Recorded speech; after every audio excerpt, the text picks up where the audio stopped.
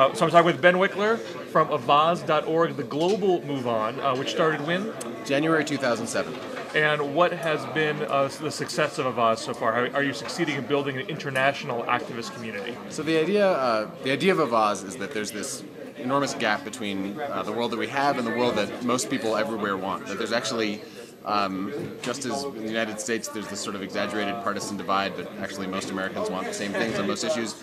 Around the world, from issues in the Middle East to climate change to human rights, there's a broad global consensus that our politicians aren't achieving. So Avaaz operates in 14 languages. We have a virtual staff located on 4 continents, and we have now 3.4 million members in every country in the world that campaign, very rapidly using a range of tactics, from marches in the streets to media ad campaigns to huge, flooding leaders with messages on issues like climate change and banning cluster bombs and closing Guantanamo. And it's really exciting because we're growing by about 40,000 people a week. Are there a set of liberal, progressive foreign policy principles that are guiding Avaaz's actions?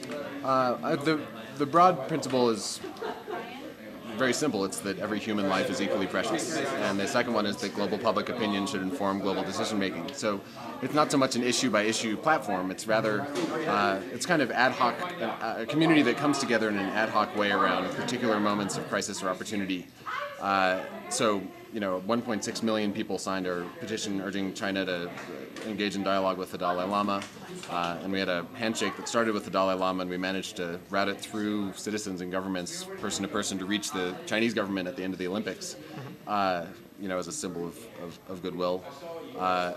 Another example is in in Zimbabwe, where there's this, Mugabe's continuing travesty of democracy. When the South African dock workers refused to unload weapons bound for Zimbabwe, we rallied international support. We contacted members all along the coast of Africa there and connected the Angolan civil society groups to the others, and we're part of this effort that resulted in the arms shipment being turned away, and we're now working with civil society groups there to raise pressure on Mugabe's government and get other governments in the region not to recognize him diplomatically. So you're having some tangible successes with this. Yeah, no, it's exciting and it's gratifying. And one thing that's interesting is that a lot of governments are very sensitive to their international reputation, and they know that their people care a lot about what the world thinks of what the government does. So that was Amnesty International's approach exactly as well. So that's one of the things that having a huge global community like this that we can communicate with and listen to very rapidly,